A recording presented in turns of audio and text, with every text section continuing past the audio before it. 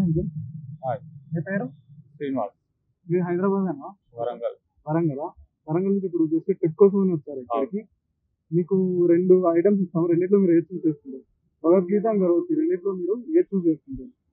భగవద్గీతనే చూసేస్తాం. భగవద్గీత ఎందుకు చూస్ చేసుకున్నారు? భగవద్గీతలో మనిషికి సంబంధించిన మోరల్ వాల్యూస్ అన్ని అందులో ఉంటాయి. ఓకే. మీరు ఇంతకుముందు భగవద్గీత చదివారా? చదవలే కానీ తెలుసు, తెలుసా?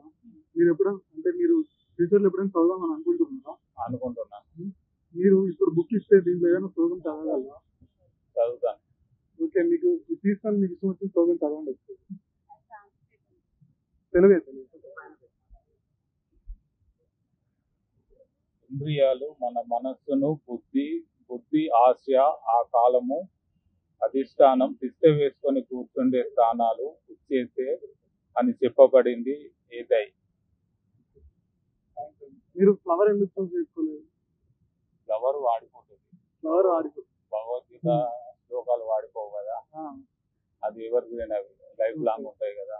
ఓకే. ఓకే. మన నెక్స్ట్ తరం కూడా మీరు భగవద్ గురించి మా ప్రేక్షకులకు ఏమైనా చెప్పదలుచుకున్నారు? అట్లానే ఏం కాదు కానీ అంటే లైక్ చదవమని కానీ లేకపోతే దీంట్లో ఉన్న ఏదైనా ఒక సారాంశం కానీ చెప్పాలని అనుకుంటున్నారా? భగవద్గీతలో దేవుడు ఏదైతే చెప్పిండో ఒక మనిషి ఎట్లా బ్రతకాలి, మనిషి ఎలా జీవించాలి, నెక్స్ట్ తరాలకు మనము ఏమి ఇవ్వాలి అనేది భగవద్గీతలో మొత్తం ఉంటుంది. సో కర్త కర్మ క్రియ, సో మనం ఏంటి అనేది మొత్తం భగవద్గీతలో దాని సారాంశం అది.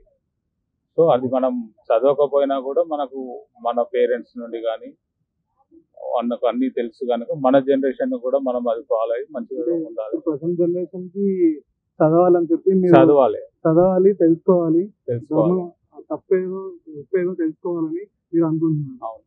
ఓకే అండి, థ్యాంక్ యూ సో మచ్.